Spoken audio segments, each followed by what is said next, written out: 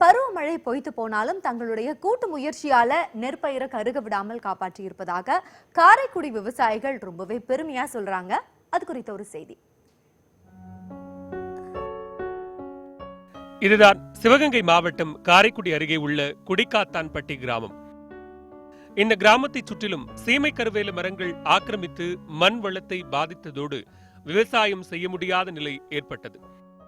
இதனால் பல விவசாயிகள் விவசாயத்தை கைவிட்டு மாற்று தொழில் தேடி சென்றவாறு இருந்தனர். இந்நிலையில்தான் இந்த விவசாயிகளுக்கு ஆதரவு கரம் நீட்ட முன்வந்தனர் தனம் அறக்கட்டளை பவுண்டேஷன் அமைப்பினர்.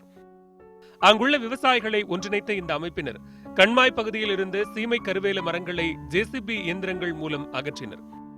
தொடர்ந்து வரத்து கால்வாய் பகுதிகளை தூர்வாரி கண்மாயையும் ஆழப்படுத்தினர். இதன் பிறகு இந்த ஆண்டு பெய்த குறைந்தளவு மழை நீரை கண்மாயில் சேமித்து வைத்து அதனை கொண்டு விவசாயம் செய்வதென்று முடிவெடுத்தனர். அந்த பகுதியில் சுமார் 50 ஏக்கர் விளைநிலம் இருந்தாலும் நீர் இருப்பை கருத்தில் கொண்டு 30 ஏக்கர் நிலத்தில் சாகுபடி செய்தனர். இந்த பகுதி விவசாயிகளின் கூட்டு முயற்சியால் 30 ஏக்கர் நிலத்தில் செழிப்பாக விளைந்த நெற்பயிர் தற்போது அறுவடை செய்யப்படுகிறது. பயிர் செய்த விவசாயிகளிடையே இது மன நிறைவை ஏற்படுத்தியுள்ளது. விவசாயம் பண்ணதில் கம்மாய்க்குள்ள இருந்த கருவை, கொட்டைச்செடி இருந்த செடி எல்லாத்தையும் அகற்றதுனால கொஞ்சம் தண்ணி, கொஞ்சம் பெஞ்ச தண்ணி, மழை பெஞ்ச தண்ணி கொஞ்சம் சேதமாகாமல் அப்படியே கம்மாயில் தங்கி நின்றுச்சு. அதனால அதை வச்சு பாசனம் பண்ணும்போது முடிஞ்ச வரைக்கும் எங்கள் ஆளுக்கு கொஞ்சம் கொஞ்சம் நிலத்தில் பயிர் பண்ணி ஓரளவுக்கு சாகுபடி பண்ணி விளைய வச்சுட்டோம் அப்படின்ற ஒரு திருப்தி இருக்குது.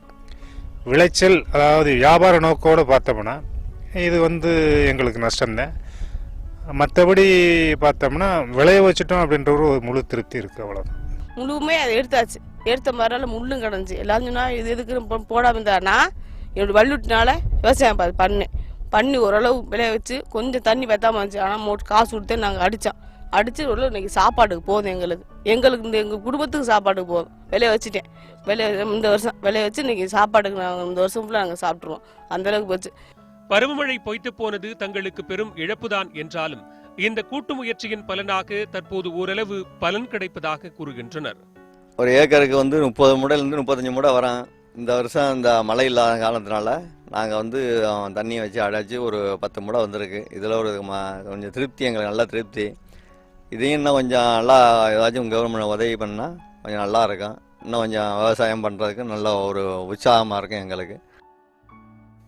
மற்ற விவசாயிகளும் இதுபோன்ற கூட்டு முயற்சியினை மேற்கொண்டால் கண்டிப்பாக பலன் கிடைக்கும் என்பதில் மாற்று கருத்தில்லை.